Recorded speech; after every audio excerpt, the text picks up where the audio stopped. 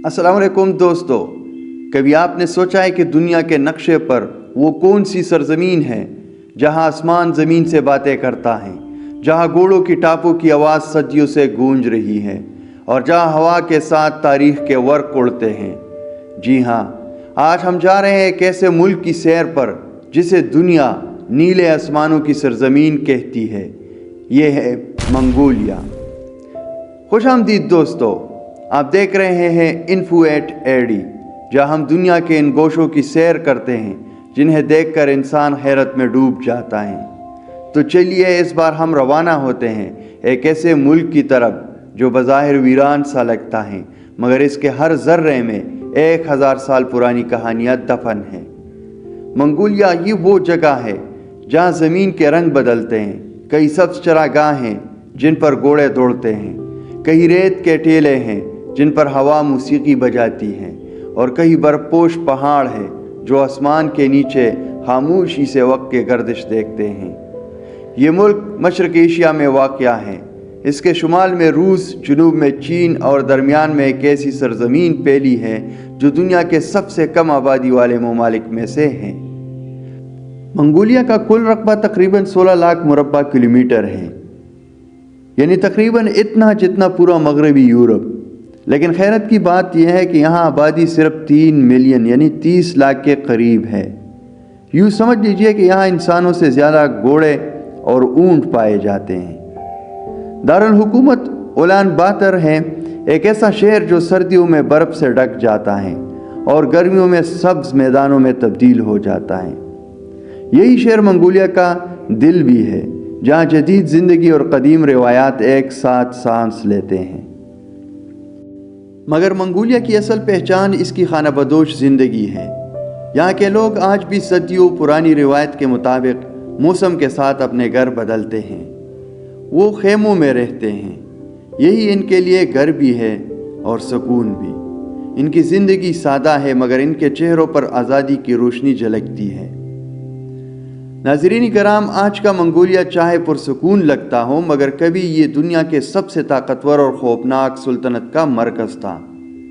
मगर इस कहानी तक पहुंचने से पहले आइए ज़रा पीछे चलते हैं, बहुत पीछे, चंगेज़ खान के ज़हूर से भी पहले के ज़माने में। चंगेज़ खान से पहले मंगोलिया दर्जनों कबाइल में बटा हुआ इलाका था। हर कबीला अपनी ज़मीन, अपने घोड़े और अपने कानून पर चलता था। ये लोग सख्त मौसमों में जीते थे। सर्दियों की बर्फ़, गर्मियों की तपिश और मुसलसल खाना बदोश ज़िंदगी ने इन्हें मजबूत, बहादुर और जंगजू बना दिया था। मगर इनकी सबसे बड़ी कमज़ोरी थी इत्तेहाद की कमी। वो आपस में ही लड़ते रहते थे और कभी कोई बड़ा लीडर ऐसा ना उभरा जो सबको एक झंडे के नीचे जमा कर लेता। इन्हीं कबाइल में से एक कबीला था बोरजिगिन। यही वो कबीला था जिससे बाद में एक नाम उभरा जिसने दुनिया के नक्शे को बदल दिया, चंगेज़ खान। लेकिन उस वक्त वो महज एक आम बच्चा था जिसका नाम तिमुजीन था। तिमुजीन का बचपन आसान न था। इसके वालिद को जहर देकर मार दिया गया और कबीले ने इनकी बेवा और बच्चों को अकेला छोड़ दिया। तिमुजीन ने बहुत कम उम्री में भूख, तन्हाई और दुश्मनों की साजिशें सब देखी थी, मगर इन्हें मुश्किलात ने इसके दिल में ताकत और इत्तेहाद का शोला भड़काया। वो जान गया कि अगर ये कबाइल मुत्तहिद हो जाएं तो वो नाकाबिल शिकस्त ताकत बन सकते हैं। इसी सोच से शुरू हुआ एक सफ़र जो तारीख़ का दायरा बदलने वाला था। तिमुजीन ने अपनी जवानी में एक एक कबीले को ताकत और सियासत से अपने साथ मिलाया, कभी जंग के ज़रिए, कभी दोस्ती से, और आखिरकार वो मंगोल कबाइल का सरदार बन गया। 1206 ईस्वी में उसने ख़ुद को चंगेज़ खान यानी तमाम इंसानों का हुक्मरान करार दिया। ये वो लम्हा था जब मंगोलिया दुनिया की सबसे बड़ी सुल्तनत बनने की राह पर चल पड़ा। चंगेज़ खान की उरूज के बाद मंगोलिया की कहानी सिर्फ एक मुल्क की नहीं रही, ये पूरी दुनिया की तारीख बन गई। चंगेज़ खान ने अपने घोड़ों के कदमों तले एशियाई रेगिस्तानों से लेकर यूरोप के मैदानों तक हज़ारों मील का फासला तय किया। इसकी सुल्तनत एक वक्त में ज़मीन की कुल आबादी का तकरीबन 1/4 हिस्सा थी। चंगेज़ खान के बाद इसके बेटे और पोते दुनिया के मुख्तलिफ हिस्सों में हुकूमत करने लगे। कभी ये सुल्तनत बीजिंग के शाही मोहल्लों में تو کبھی بغداد کے دروازوں پر اور کبھی روس کے جنگلوں میں، مگر جتنا تیزی سے یہ سلطنت پھیلی اتنی ہی تیزی سے بکھر بھی گئی۔ وقت کے ساتھ منگول سلطنت کئی حصوں میں بٹ گئی۔ چغتائی خانہ، الیگ گولڈن بورڈ اور یوان ڈائنیسٹی جیسے نام تاریخ میں آئے۔ چین میں منگول حکمران قبلی خان نے یوان سلطنت قائم کی، جو جنگیز خان کے بعد منگول اقتدار کی سب سے بڑی علامت تھی، لیکن چند صدیوں بعد طاقت، جنگوں اور بغاوتوں کی بوجھ تلے یہ عظیم سلطنت ڈیر ہو گئی۔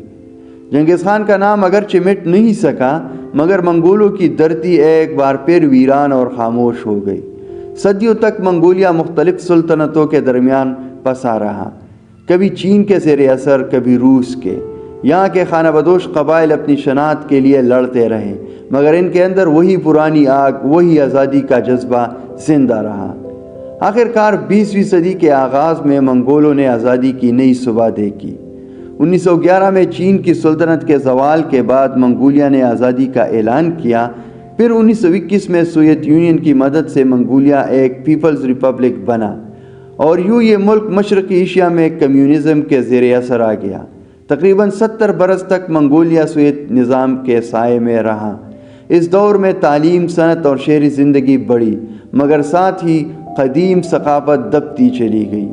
پھر 1990 آیا، جب منگول عوام نے جمہوریت کے لیے آواز بلند کی، اور یوں ایک نیا دور شروع ہوا، آزاد جمہوری منگولیا۔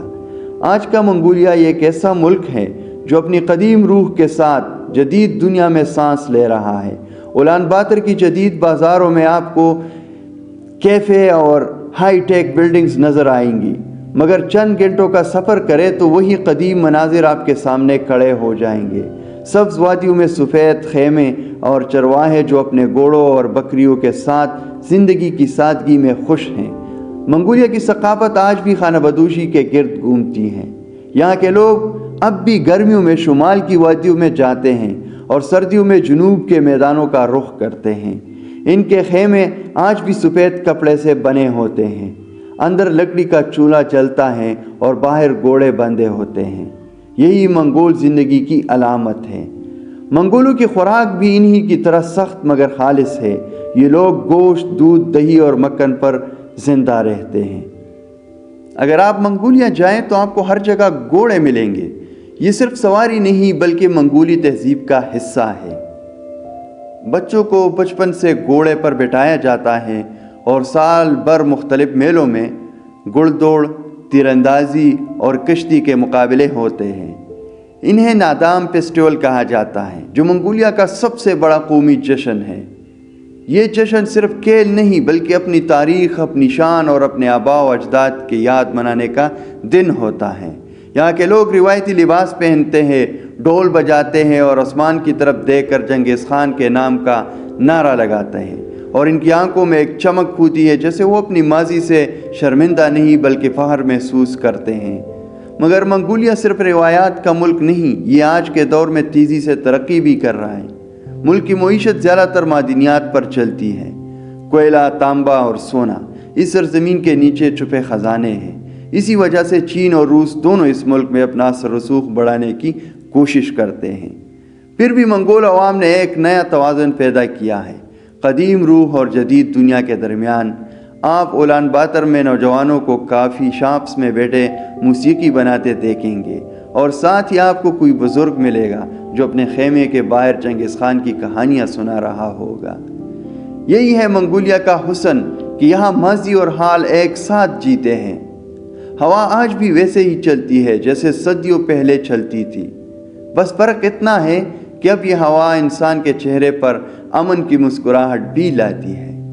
یہ وہ سرزمین ہے جہاں تاریخ کے زخموں نے لوگوں کو مضبوط بنایا، جہاں آزادی صرف ایک لفظ نہیں بلکہ ایک طرز زندگی ہے۔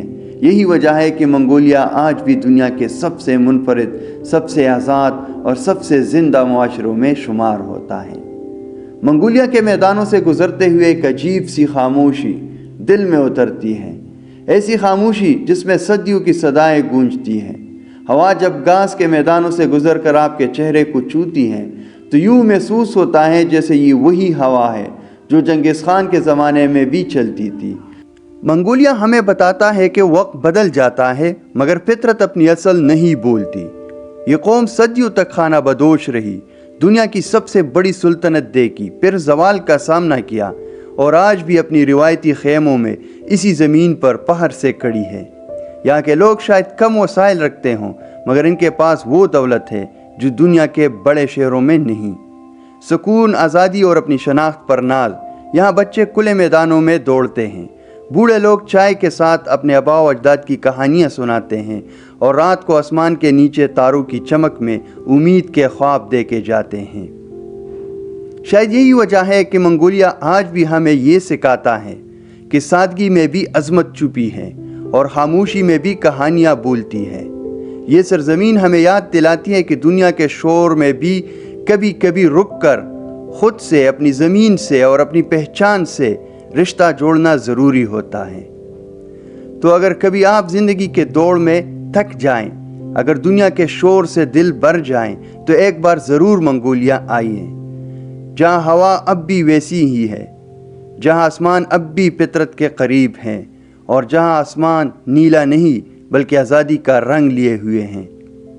یہ تھی ہماری آج کی سیر، منگولیا کی سیر، ایک ایسی سرزمین کی کہانی جہاں ماضی، حال اور فطرت ایک ہی آسمان تلے جیتے ہیں۔